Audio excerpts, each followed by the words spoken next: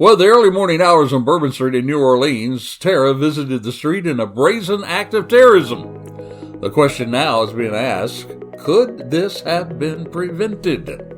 Well, we're going to talk about this and a whole lot more on this episode of Charlie Crimebuster. It's what some people are calling, well, they're calling it the fastest minutes in podcasting. The views and opinions expressed in this presentation are solely those of the individuals interviewed or participating and do not represent those of city, county, state, or federal law enforcement agencies, nor sponsors and platforms of this presentation. Charlie Crimebuster, CharlieCrimebuster.com, and PeacemakerNetwork.com are copyrights owned by Charlie Crimebuster. All individuals described or mentioned in the presentation should be considered innocent until found guilty in a court of law. This presentation contains subject matter such as violence and graphic descriptions which may not be suitable for all audiences. Listener and viewer discretion is advised. Well, hello and welcome to this episode of Charlie Crimebuster. Sure glad to have you aboard the Charlie Crime Train today. We want to remind you that we would love to hear from you. You can reach out with a shout out by reaching us, charliecrimebuster@gmail.com. That is charliecrimebuster@gmail.com. You can just say hi, hello. You can ask questions if you have questions about our podcast. You can make suggestions on some podcasts you'd like for us to cover. You can even, as we say so often here, lodge objections. It's a safe spot. You can disagree with what we say, but we'd love to hear from you. Just reach out with that shout out. Reach me, Charlie Crimebuster, at charliecrimebuster@gmail.com, charliecrimebuster@gmail.com. And if you like sports program, just jump over to peacemakernetwork.com. There you're going to find how we support the brave men and women who run toward danger instead of away from danger. We talk about the military, those brave folks there, and also our first responders, and of course, law enforcement as well. PeacemakerNetwork.com. You can learn how you can become a badge supporter and not only help us with the podcast, but you can help us help others. We'd love for you to be a part of that. And the other thing we'd like to invite you to do is go on over to the website. That's charliecrimebuster.com, charliecrimebuster.com. You'll find a whole host of podcasts there that you can listen to your heart's content. As James Buckland, our producer, says, you can binge it. Yep, you can binge the podcast. Yep, you can do podcast binging right there at charliecrimebuster.com. And don't forget our YouTube channel. Just go to YouTube/CharlieCrimebuster. And you'll find us on YouTube. Every week we discuss the podcast that we drop. We'll be discussing this podcast that we're dropping this weekend. We're gonna discuss that in the middle of the week, this coming week. So be sure and join us for YouTube there. Hit that subscribe button and you can be a part of that as well. Well, let's get right to it. In the early morning hours of 2025, there was an Army veteran. He's been identified now as Shamsub Din Jabar. He's 43 years of age, and according to authorities, well, he was really hell-bent on killing as many people as he possibly could.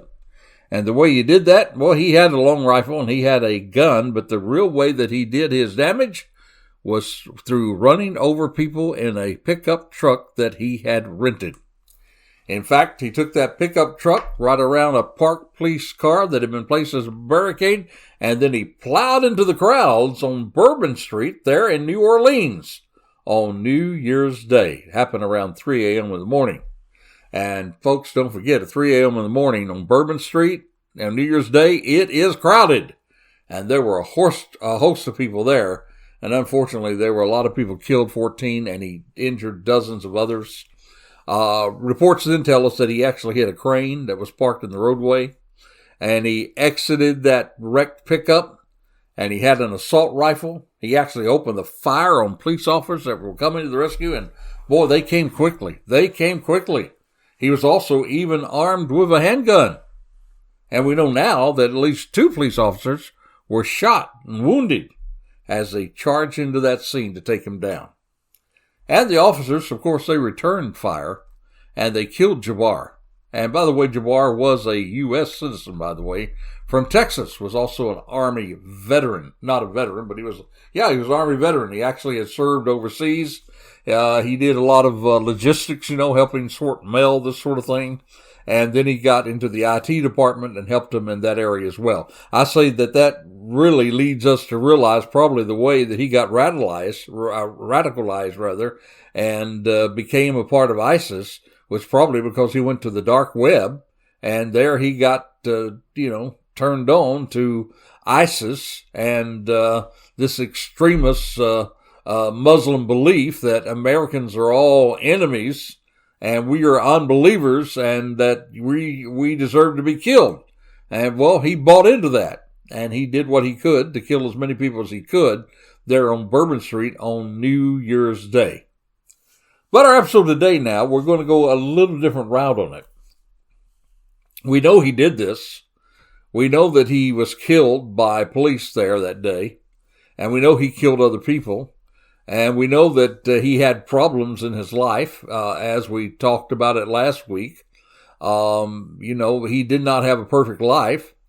He had 2 restraining orders taken out on him on 2 different wives, so he had some relationship problems. He had financial problems, so he wasn't a fulfilled individual, and he was really ripe picking to be recruited by ISIS to carry out this terrorist event. And so we know all about that. And he did that, no doubt about it, and it's terrible the way it happened. He was a United States veteran who did that. There are, and let me say again, just like we said last week, there are wonderful, peace-loving Muslims. And this doesn't say that Muslim people do this, but they are extremists in the Muslim religion.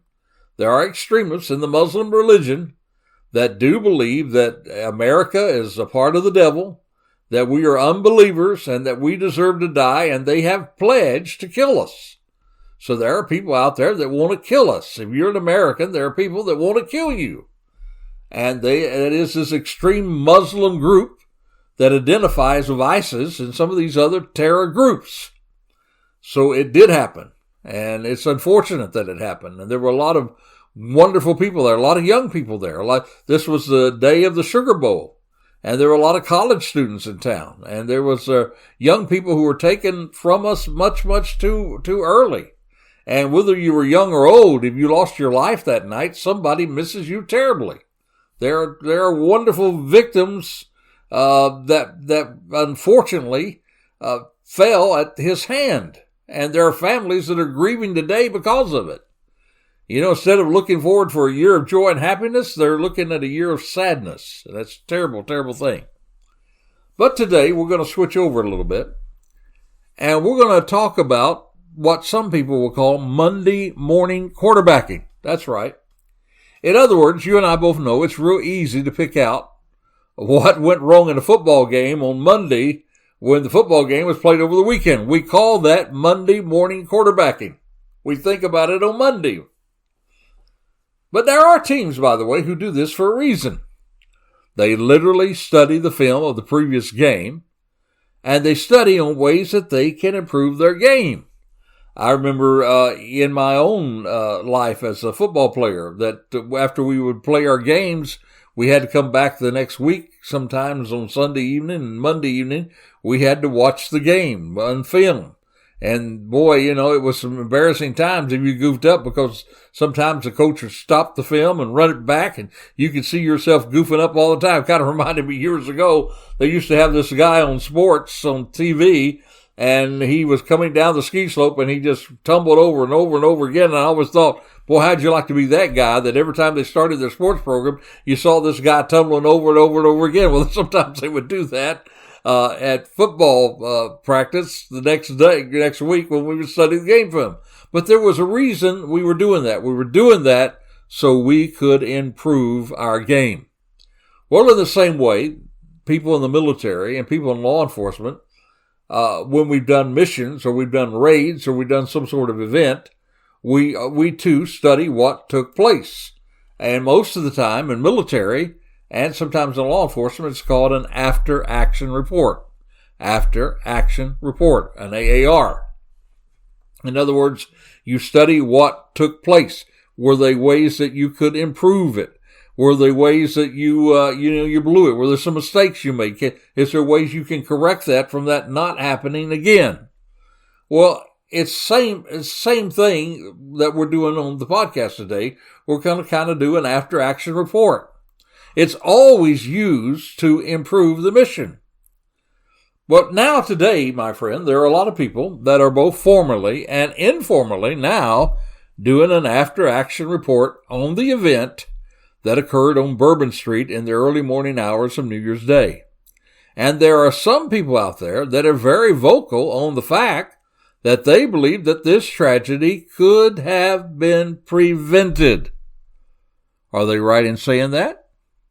Well, I'm going to let you decide that for yourself as we talk about it in today's podcast. And at the very beginning of this, let me say, we cannot say enough about the brave men and women of the New Orleans Police Department and how they responded to the tragedy. They ran into danger with no thought of their own safety, doing everything they could as quickly as they could to stop this threat. 2 of their own were even shot and wounded in the act of duty. They were running toward the danger instead of away from danger, while others were running away. They were running into fire, literally gunfire. They were running into that. They were brave, they were courageous, and my friend, they were effective. Yet, there are some questions. That did the city of New Orleans and law enforcement, did they do all they could to prevent this tragedy? You see, there's a saying in my line of work as a law enforcement officer and now as a security consultant, expert. There's a saying in my line of work that if you can predict it, you should be able to prevent it. Now, think about that statement. If you can predict it, you should be able to prevent it. And my friend, now we know that authorities have been warning that Bourbon Street was a target for this kind of attack. They had been told that 2 or 3 years before, that this was a place where this kind of attack could go down. And they've been saying that about a lot of places. And, we think of Times Square and the New Year's Eve party they had there. We think of the Thanksgiving parades that they have in the country. We think of all these events. So if you have an event, you always try to think about, okay, what could happen? How could this be attacked? And if we know how it could be attacked, then we can make moves to prevent it. In this situation, Bourbon Street was blocked by a police car. The perpetrator, Jabar, all he did was move around the police car onto the sidewalk and right into the street and started mowing these people down. Now, there were these barriers called bollards. They had been installed in 2017 to limit vehicle access. But soon after, they began to malfunction. Someone has said one of the things that caused the malfunction was all the beads that were thrown around. You know how they use the beads in New Orleans, during Mardi Gras and during these events that they have. And they were supposed to be replaced over the New Year's, but they were not replaced. And so the attacker drove around them. This makeshift police barricade drove around him. Now, New Orleans, again, was removing and replacing these traffic bollards around all the site of the mass killing there on New Year's Day. They were out there replacing them, but hey, folks, it's too late then. Police officers had installed a makeshift barricade, but the driver was ready to go around that, and he killed people and injured dozens of other people. Bottom line, there was only a police car blocking the entrance to Bourbon Street. Jabar simply went around it. And many people say it proves that this could have been prevented. Now, in fact, not only are people saying that, but there's now already there has been a lawsuit filed against the city of New Orleans and the New Orleans Police Department. And that lawsuit is for negligence leading to the Bourbon Street terrorist attack of January the 1st, 2025. It's a personal injury firm in New Orleans, Maples and Connick. They have now said that they will file a lawsuit that they did on Wednesday, January the 8th, for failure to implement basic safety precautions for citizens and visitors, paving the way for the attack on New Year's Day. Now, according to the firm, they say the evidence will demonstrate that the attack was foreseeable and preventable, and that the suspect exploited police negligence, which left 14 people dead and dozens of others injured. Now, Maples and Connick, they went on to say that they were honored to represent one of the individuals, and they were committed to utilizing every legal avenue to uncover the truth and secure compensation for their client. They, too, are investigating the facts and circumstances surrounding this attack. And they are encouraging loved ones and those impacted to reach out to them directly. Now, during this same time, there have actually been calls for the New Orleans Police Supertendent and Kirkpatrick to resign and to take the fall for this. But yet she is saying that she has no plans to give in to the calls for a resignation from national media. She went on to say, quote, "I believe I am the right person for this time." That's what Superintendent Kirkpatrick said on Tuesday morning. And she said the voices would like to discourage me by causing me to resign, and I am not going to do that. Well, what about that? And let me tell you something, friend. To my amazement, to a lot of people's amazement, she's got a whole lot of people backing her up. In fact, she has the power of prayer behind her. Because on Tuesday, and this past Tuesday, faith leaders from all across New Orleans, they began to make public statements of support for the police superintendent. They went on to say, "We stand behind the chief 100%. We appreciate the job she's done and will continue to lift up her in prayer." That's what Pastor Roberts of Holy Anointed House of Prayer said. Went on to say, "I urge citizens, leaders, and media outlets to rally behind Superintendent Kirkpatrick. Let us not allow her remarkable accomplishments to be overshadowed by quote-unquote unwarranted criticism." Went on to say that as a citizen who loves the city, they stay in full support of the leadership.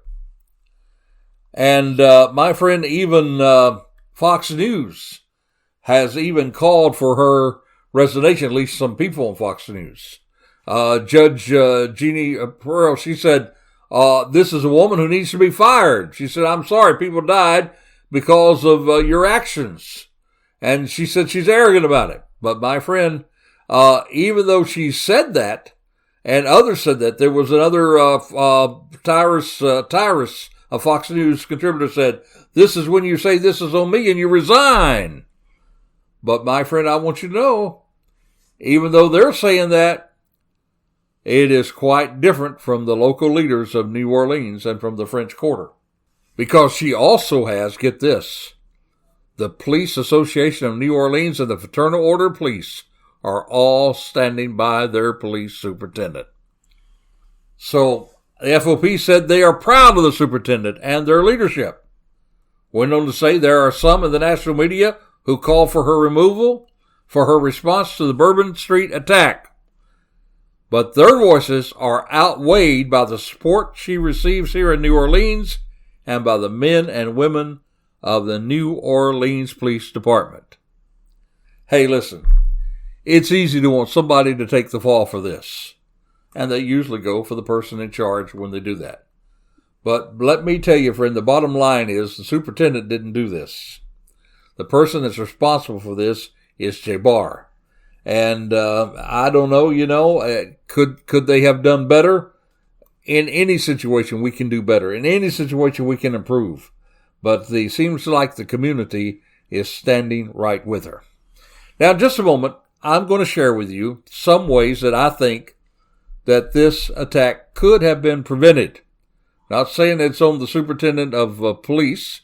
I'm not saying it's even on the police department. But I'm going to share with you some ways it could have been prevented. But before we do that, right now it's time for what we call here at Charlie Crimebuster, our Crazy Crook of the Week story. Well, our Crazy Crook story today comes from here in Florida, Silver Springs, Florida. In fact, there are all the times that we read about people who are breaking into homes. And sometimes these events are actually occurring because people have drug habits and they have to feed their drug habits, and they are not able to get a job, so they go out and they steal your property and my property. Well, this particular group of drug thieves, they thought it was their lucky day when they broke into a home in Silver Springs, Florida. And guess what they saw? They found what they thought to be 3 jars of cocaine.